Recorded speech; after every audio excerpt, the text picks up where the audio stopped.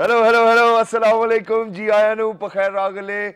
Ni hao, tune shumme, washmale, ohaya gozaimus, guten morgen, hola, bonjour, privyet, kaifahal, and a very amazing khosh amadi to everybody who's tuned into PTV World and are watching World this morning alongside the very pretty Mariam Shahzad and Shahzad Khan. Hello, Mariam. How are you today? Hello and assalamu alaikum Shahzad. A very good morning to you. I'm doing great and I hope you guys are doing very well and you're ready with your teas and coffees to start your day with me and Shahzad. Wow, that's good. I mean, it's time to rise and shine, wake and bake. Everybody's getting in the flow, ladies and gentlemen. Today, the day is Friday. But before we get indulged in any type of conversation, I think what we need to do is that we need to take a good look into what's happening all around the globe. Top stories coming up. Good morning.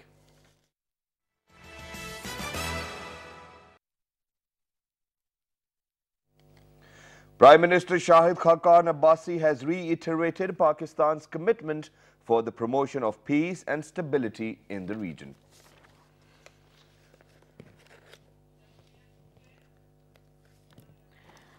Parliamentary Committee on National Security has expressed the resolve not to make any compromise on dignity and honor of the country.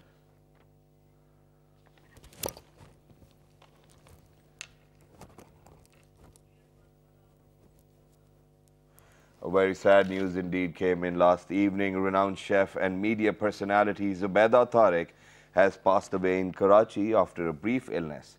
Zubaida Tariq, formerly known as Zubaida Appa, was famous for her culinary skills and housekeeping advice. A household name, she hosted several widely viewed culinary shows and wrote cookbooks.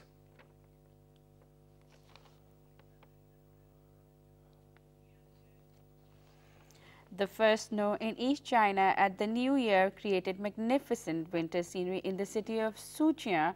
Snow blanketed the city and turned everything silver white. Wow, I still want to go to Murray now. I mean, that's the closest. And last but not the least, the first one-day international of the 5-match series between Pakistan and New Zealand will be played in Wellington on Saturday. PTV Sports will telecast the whole series live. Wow.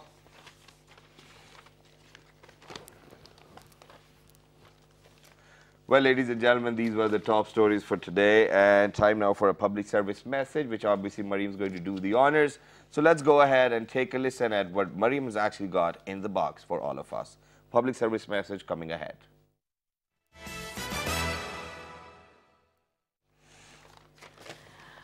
We'll be talking about something what I am learning nowadays. I am learning about child protection or protection behavior, how to keep your children safe and tell them, aware them of potential stranger danger. Never leave your children outside or anywhere. Don't leave them alone in malls, restaurants, or anywhere at all, even in parks.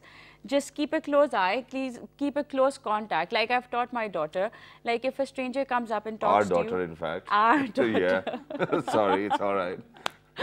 What I've taught our daughter is that, you know, if a stranger comes up to you and asks you where you live, what you do, if he or she offers you something, just start screaming. Even if I'm a mile away, I will know that you're screaming and somebody is going to come for help.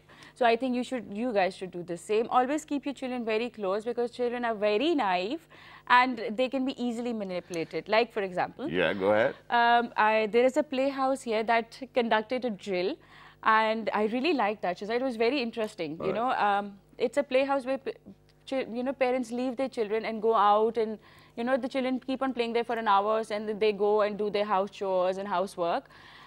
The workers of the play area, what they did was they dressed as normal people. They went up to every kid and they asked them where they live, what they do, and they asked them to come outside and they'll give them chocolates and candies. And believe me, a lot of kids actually went out. It was just to show parents that how easily a kid can be manipulated and how they can be taken out. And we should actually educate our children, and we should educate our kids that we should not talk to strangers. And my motto is that we should not trust anyone. You know, you should always pick and drop your own kids. Women, you know, never trust men anyway, so it's perfectly all right. But other than that, ladies and gentlemen, jokes apart, so there was this amazing carnival food festival which took place over here in Islamabad, Lahore and elsewhere, and there was a turnover of 10 to 15,000 people.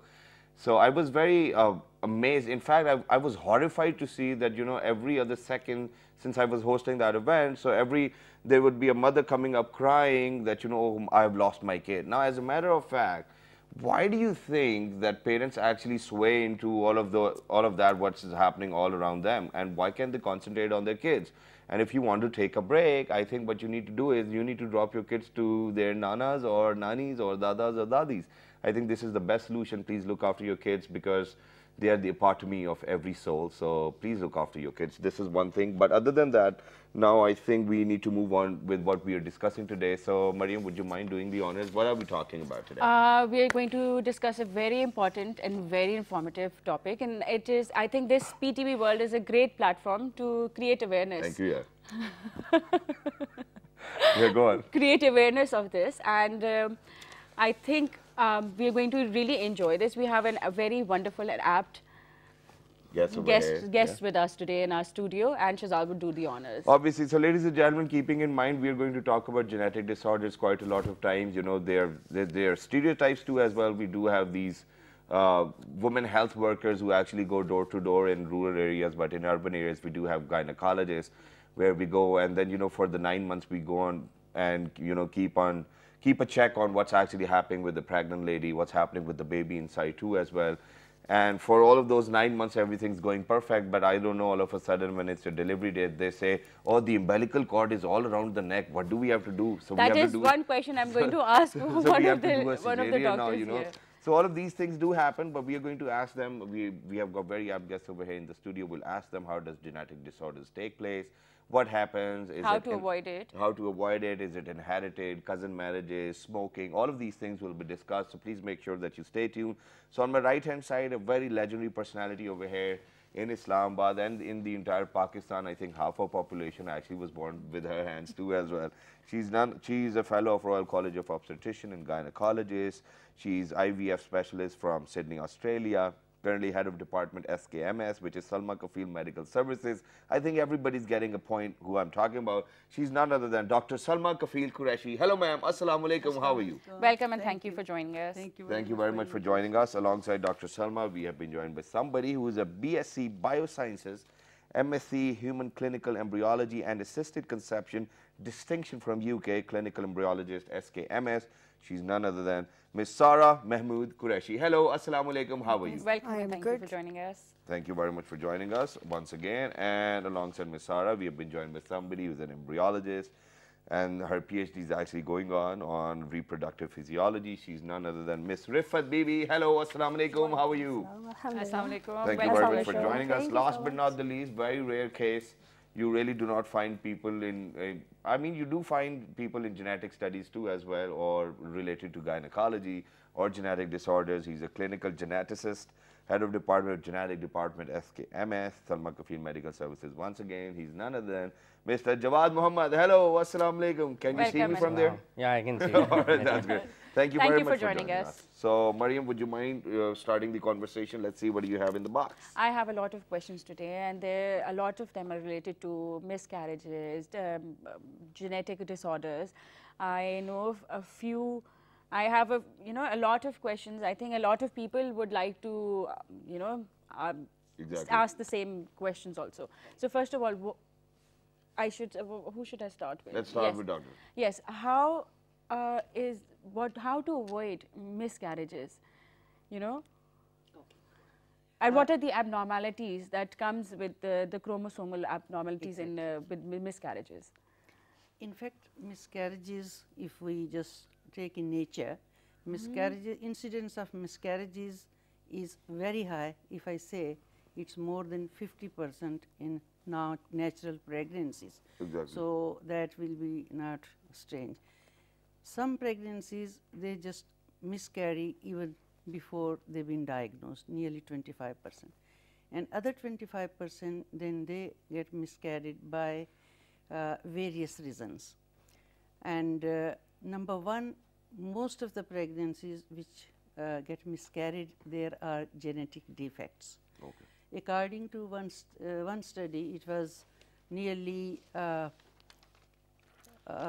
large number, nearly 98% abnormal pregnancies get aborted.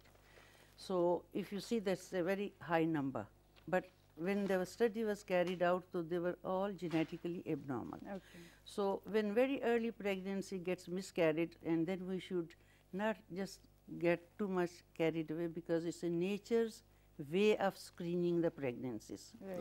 So, then we remain nearly about 2.5% abnormal babies after this screening. So, that is number one, which nature takes care.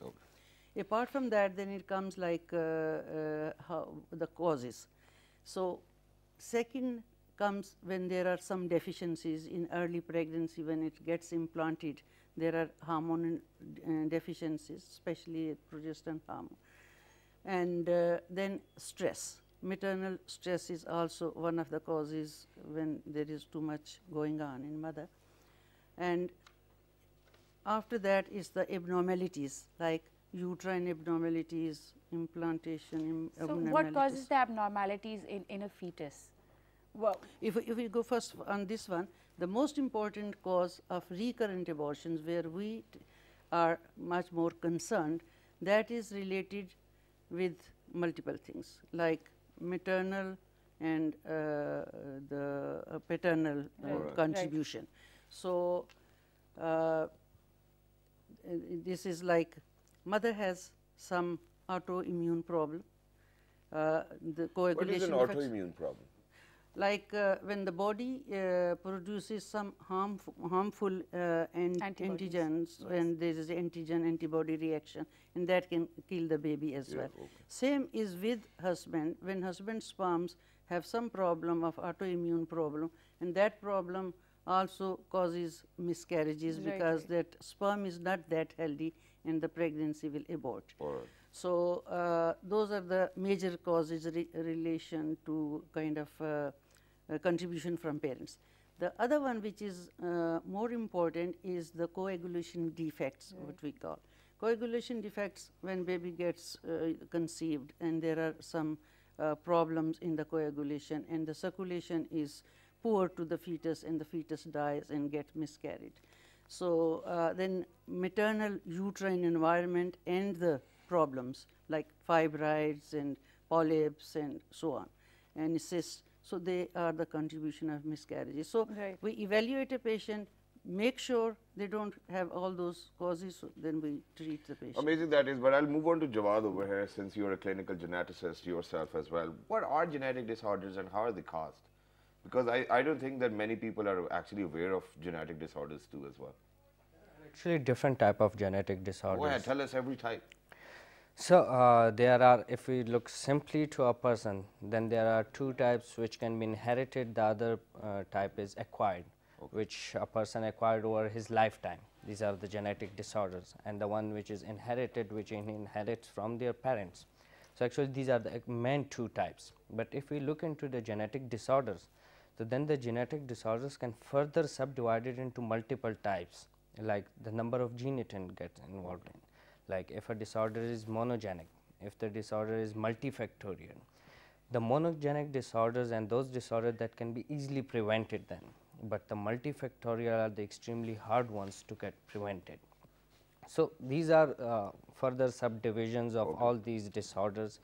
So, basically if we look into that, like in miscarriages cases, like the genetic disorders which lead to miscarriages, like commonly, like few years ago in Pakistan, no one knew that in chromosome number 16, these are actually a medical jargon, but I would like to present that chromosome 16 overlaps onto chromosome 22 are the main reasons of miscarriages. So, that's the major reason, and no one knew about it. So, now. So, it's 22 and 16 overlapping, or what happens? No, they are not overlapping. If they have a trisomy in it or a missing one. Trisomy means if they have an extra copy of it, and if they are missing one copy of it. And further, actually the miscarriages, around 70% of the miscarriages are due to chromosomal abnormality if it's in first trimester of the pregnancy. So, it's the one of the major and the leading cause of miscarriages around in Pakistan. So, is Down syndrome, it is a genetic disorder, is Down syndrome hereditary or inherited? And can anything be done to prevent it? Yeah, Down syndrome is actually a trisomy of chromosome 21. Right. which means that the person has an extra copy of chromosome 21. And yes, it can be prevented, but it's not completely inherited. We cannot say that it's inherited. Right, The right. reason behind this is actually a translocation or a chromosomal.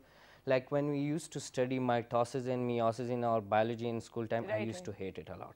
So, the thing is, in that Be very time, careful, your boss is listening. yeah. So that's an error in that time. If an error occurred, the chromosome get like double in number, and if an extra copy of that chromosome, so it happens, and then the Down syndrome occur. So for the prevention, we do have now a technique called PGD, which is the pre-implantation genetic diagnosis. Okay. It's the new technology. Pre-plantation Genetic diagnosis. Okay. Diagnosis, what we do in that, it runs actually in parallel with IVF procedures. Okay. In layman language, we can say that test tube baby procedure. Okay. It runs in parallel. That when we have the embryos in lab, we run a genetic testing on all of the embryos, and we find out that which embryo have a good number of chromosome, which don't have a trisomy or nulsomy or anything, and then we can transfer only those which don't have that Down syndrome or Pato syndrome, whatever the syndrome is, genetic disorders. So then the baby is completely healthy and free of that disorder. So I think for that we'll have to move on to Sarah, where since you're an embryologist yourself. So what kind of challenges do you have to go through? Because if he's saying that if we are going for a test tube baby and the plantation, what are the things which we have to be careful about? And for all of those people who are out there, if they are opting for this one or this procedure, what things they should be aware about?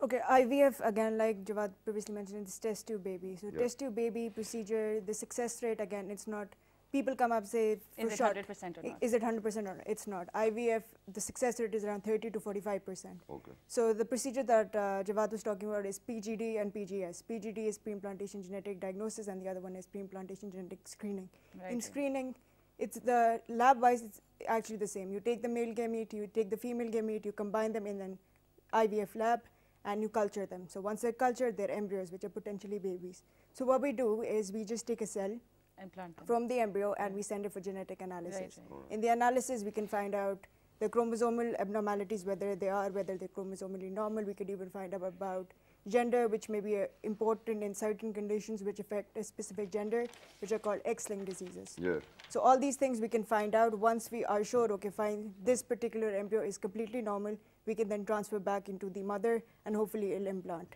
So I think that this is a better option to opt for as well, because otherwise what happens is that in the latest in the later months of the pregnancy, I think that's what or the trimester, I don't know what do we call it.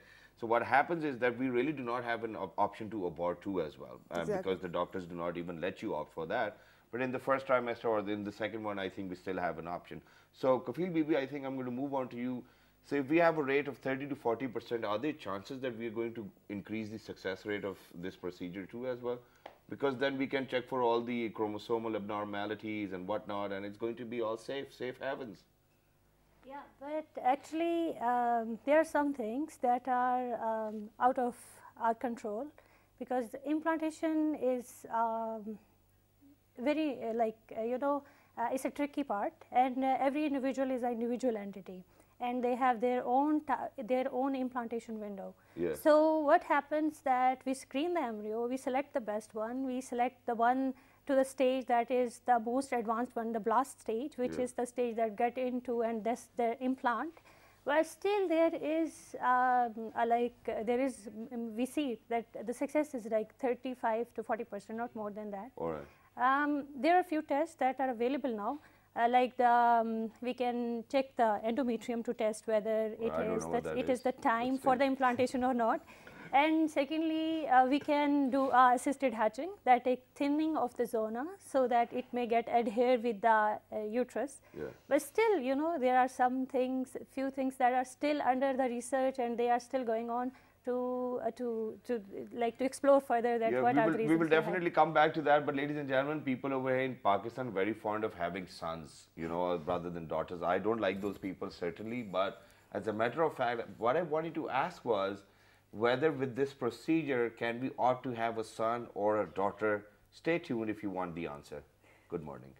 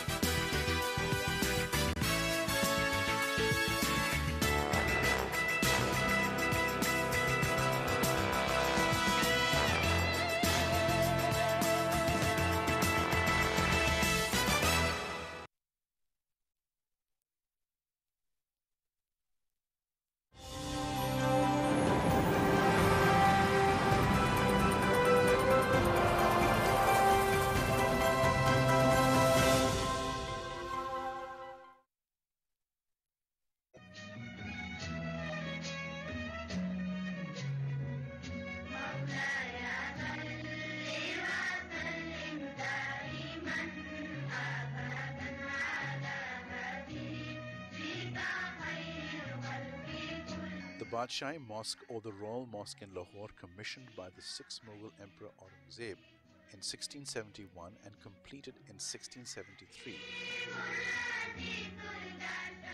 is the second largest mosque in Pakistan and South Asia and the 5th largest mosque in the world.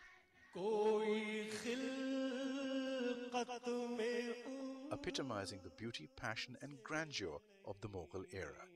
It is Lahore's most famous landmark and a major tourist attraction.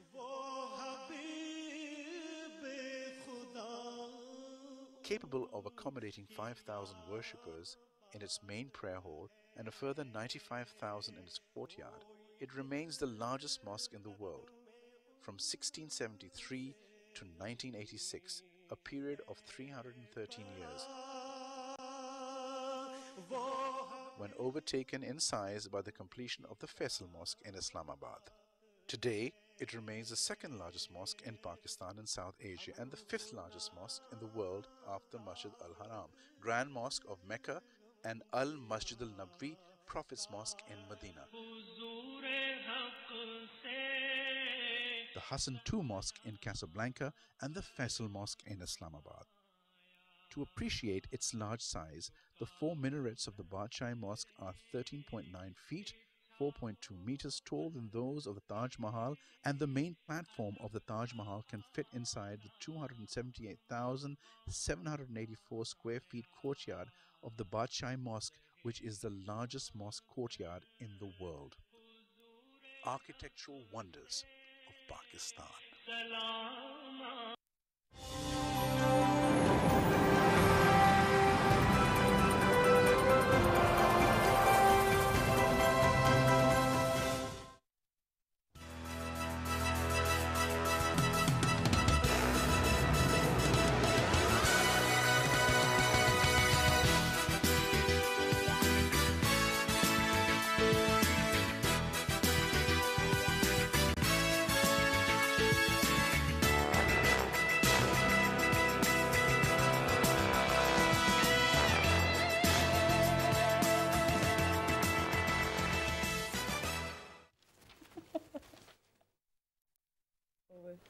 All right, ladies and gentlemen, welcome back. For everybody who just got tuned into PTV World, you're watching World This Morning alongside Mariam, Shazad and Shazad Khan. Ladies and gentlemen, today we're talking about genetic disorders and we have been joined with some very amazing guests. And I think I'm just going to continue with the conversation because quite a lot of people over there are holding their hearts out because we wanted to ask whether with this certain technology which we were discussing about gives you the opportunity to choose whether you want to have a son or a daughter, and I think Dr. Saib is going to answer this question. Okay, thank you. No problem. Thank you. First of all, it's Allah's blessing, you know. Exactly. Whatever He blesses normal, healthy baby, that is the great thing. But there are certain people who really like to have both the daughters and sons.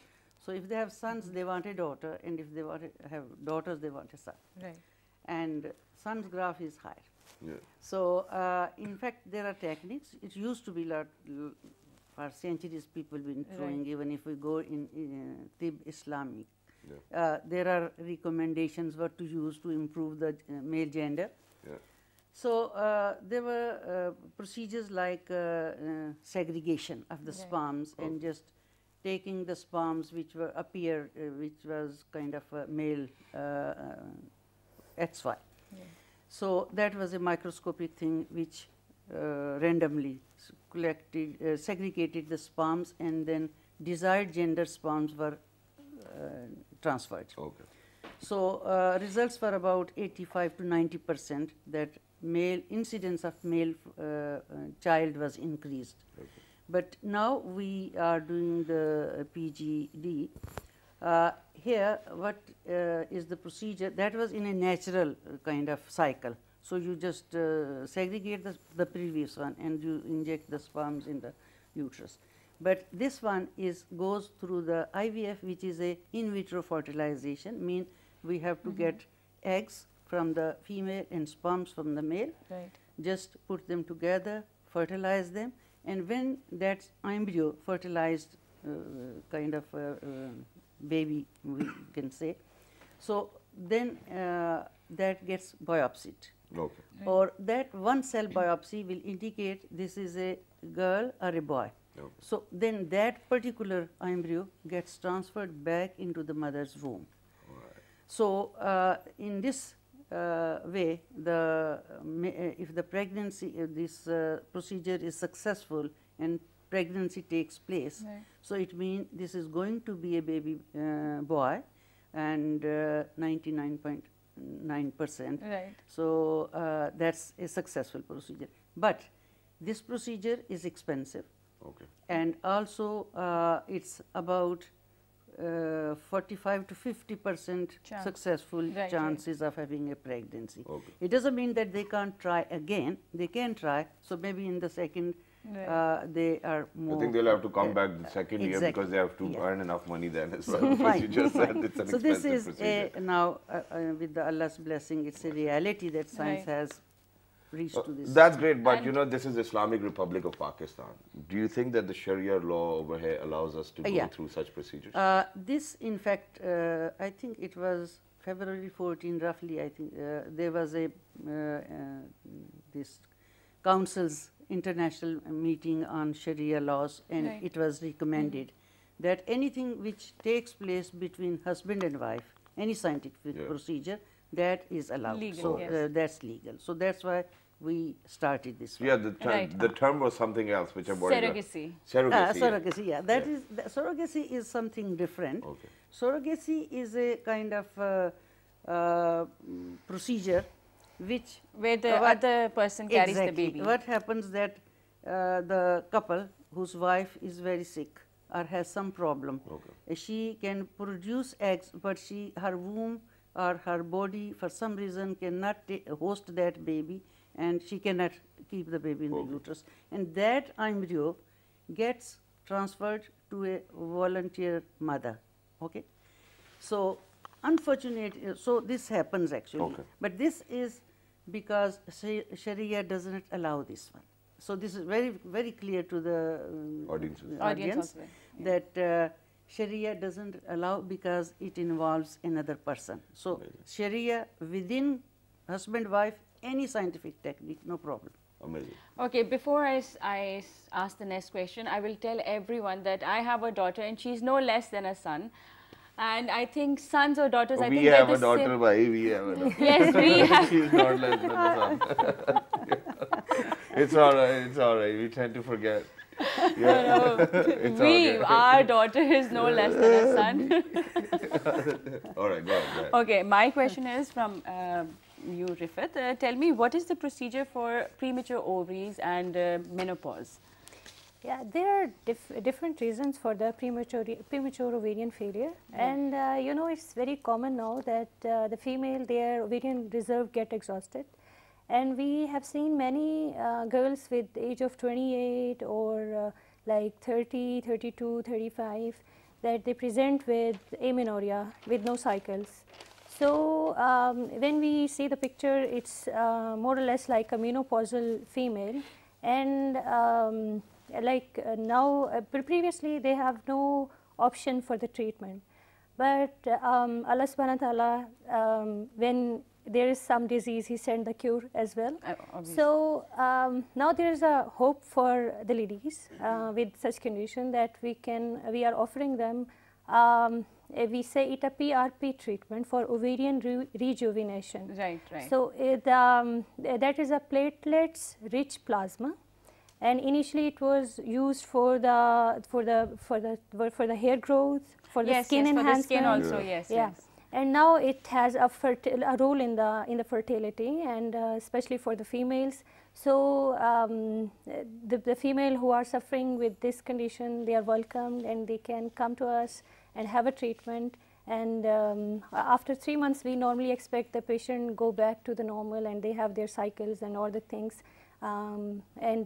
Even the trial was run up to the 50 years of age, like 35 to 50 years of age. They ran a trial and they found it successful in a good number of patients. Oh, Wow, excellent, amazing. excellent. So I wanted to ask you that as he asked that there's a procedure where you can choose, you can either have a boy or a girl. Can you also choose whether you can have twins or triplets or quadruplets? Again, we can choose how many embryos we put back in the uterus. Yes, but then for again, you short- said that there is a very exactly, because yeah, again, window, there are other things, but you can't say for certain that you're going to have twins or triplets. Right. We can try our best, but if a person comes But here, we have want you 100%. actually experienced doing something like this? If you put back two, Yeah. there's a higher chance of having twins. Oh, very And nice. there's even a Excellent. chance if you just put one, Again- they split into two. Yeah. Monozygotic twinning, which is called. You just put back one, they split into two. So that's again a Ma'am was saying possibility. something. Ji, ma'am? Yeah, this is with in vitro fertilization. Okay. But I think I haven't come across any patient who comes only for the twins to have the IVF. But is it recommended to have? But most of the people they want, but there are fertility drugs, you know. Okay. So sometime when we are giving treatment for fertility, if they are infertile, so they in fact produce so many eggs. Most of the time we see there are twins or triplets, but that is, in other words, side effect of the treatment rather than by choice. All right, amazing. I'll just move on to Jawad over. I do not know whether it's technically correct to ask this question or not, but what if a couple is genetically infertile? How can they go back to having a baby as well? Are there any cures for that as well? Are there any treatments? Depends, the genetic infertility. And do we have a testing system to actually check that, whether they're genetically infertile or not? Yeah, we have systems. We can just check a person that if it's a male, and we just want to check their Y chromosome, that whether they will be produce their germline cells or something. So we can test them, is there any mutation in their Y chromosome, or either they have any deletions in their Y chromosome, which is related to that. So if we confirm that it has, the person has some mutations, a missing arm or something, so currently there is no cure for such patients. Okay. But of course it's still in research. The gene therapy is now approved by FDA like few months back, so hopefully in a year or two they will have some good news. All right. So, and since the conversation was started from genetic disorders, ladies and gentlemen, so I think I'm going to take advantage of the opportunity and ask Dr. Saib over here that when can we actually decide to abort, and when do you think that the gynecologist or the doctor you would go to will say that there's no other choice but to keep the baby? If I just tell very frankly Sure. that by Sharia law we cannot We cannot terminate abort. any baby. Yes. So that should be very clear Very to the clear, public. yes. Okay. So now when we come across to a fetus like in utero baby is a fetus. Yeah. So when we find that in the first trimester there is a major abnormalities in the fetus, Right. and it doesn't kind of not after birth it won't survive. Okay. So there are different opinions. As I said, Sharia doesn't allow, and most of the scholar like most famous Dr. Zakir Naik, he says life is given by Allah subhanahu wa ta'ala, and we It will don't be have a taken by right Allah. to Yes. Exactly. whether it's abnormal, whether it's not. Exactly. So I think strictly speaking it should not be terminated. Left it to No, God forbid. This is not what I'm asking. What I'm trying to ask over here is, God forbid, if we within while pregnancy we can see during the ultrasounds that the body parts are not attached, Not attached. or things like that. Yeah. What do we do then? Yeah. Then first trimester is the best time to choose. Okay. Just get it aborted. It's kind of, in all respects, it's much more convenient, easy. And now recent in developments, there are so many that you do not have to go through instrumentation or anything, surgical procedure. It's a medical procedure. It can be completed. Amazing. That's one good thing. Second, again, little doubtful, then it becomes more complicated. And third, I think normally the patient who come to me, I say, look, you have carried this baby up to this stage, just few more weeks when it becomes to viable. So we should go, so we are with Sharia and Yes. also not. Everybody. True, because a lot of girls tend to abort the baby, or they want to abort it because they don't want to take up such a responsibility. Exactly. So exactly.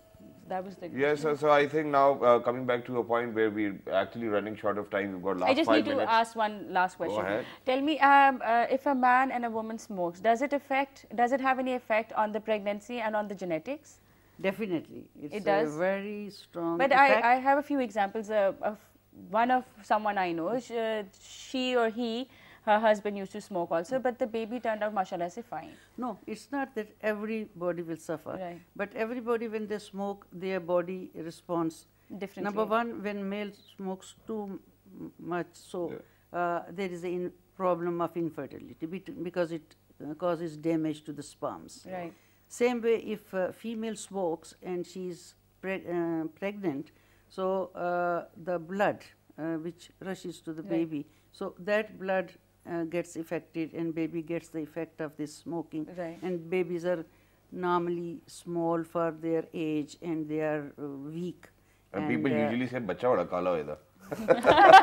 I don't know. I mean, that's just a stigma, ladies and gentlemen. Kala hasn't been confirmed, but it's basically that they suffer. Yeah. In fact, we call this a term intrauterine growth resistance. Okay. So that is because baby is not getting enough nutrition and they just go small. Okay, So amazing we say that. no smoking. No smoking, ladies and gentlemen, obviously because it's not healthy, and you've heard it from the doctor's mouth as well. Now, coming back to a point where quite a lot of people have this complaint, and they say that, you know, when we find out that, you know, we are pregnant, so what we do is that we start going to the doctor. After every 2 weeks, 3 weeks time, you know, there's an ultrasound going on, there are these iron capsules and whatnot, you know, the general thing. So everything's going normal, and then it's the delivery day, right? So all of these 9 months, they've been going to the doctor, ultrasounds have been taking place, and they're saying, oh, it's going to be a normal delivery. What happens all of a sudden that a nurse comes out running, oh, sir, it's an emergency and we have to do a C-section. What happens all of a sudden after all of those 9 months? This is a question which we had on our page, and they wanted us to ask from all the doctors who are over here. So I'm going to take everybody's opinion. We'll start. Okay. But before you answer that, we have to extend the question. You have to tell everyone that C-section is no less than normal delivery. The woman goes through the same pain. A lot of people say that they do not have the same bond with the child as a woman does with the normal delivery. It's not like that, though. So you need to tell everyone that through C-section, the women do have a special bond with their child, and she goes through the same pain and through a lot of complications. You're right. Okay. So this C-section. So the basic is why C-section? Yeah. Okay. So C-section. All of a sudden. All of a sudden. We say obstetrics is a kind of medicine where we cannot, when we do 9 months practice, first trimester, second trimester, third trimester. Right. So each trimester has its own specific evaluations. So we go on doing that one. And when it comes to end, so we say, okay, the passage is fine, baby is fine, normal delivery can take place, but suddenly then we find that there is a cord around the neck. Right. Okay, cord around the neck is a real kind of issue. Serious issue because there is very less movement. Exactly. And he or she cannot. No, she's now the doctor, ladies and gentlemen. What happens that when baby goes, descends down, this cord starts strangulating. Okay. If the labor has progressed, and this is all depends how devoted and experienced the obstetrician is to make a decision. Right. Okay.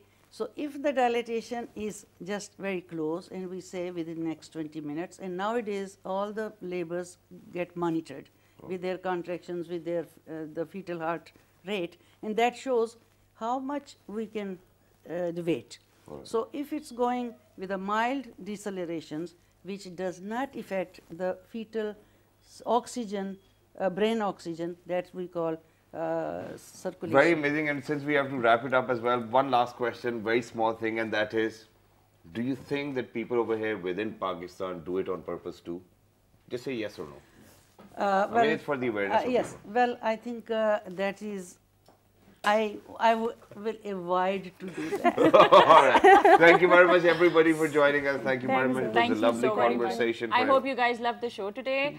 And if you have any feedback, comments, or suggestions, please write to us on our Facebook page. We have constructive criticism is highly appreciated. Shahzad, would you do the rest of the honors? Well, so, yeah, obviously I'm going to do that, and yeah, well, other than criticism, ladies and gentlemen, if you can come up with constructive positivity and positive comments, that would be lovely too. Please do not forget to write to us on our Facebook fan page, which is with the name of World This Morning. On Twitter. World This Morning without a G. On Daily Motion and YouTube. World This Morning. And this fabulous repeat is going to be at 11:05. Till the next time, ladies and gentlemen, look after yourselves. 1, 2, 3. Good morning.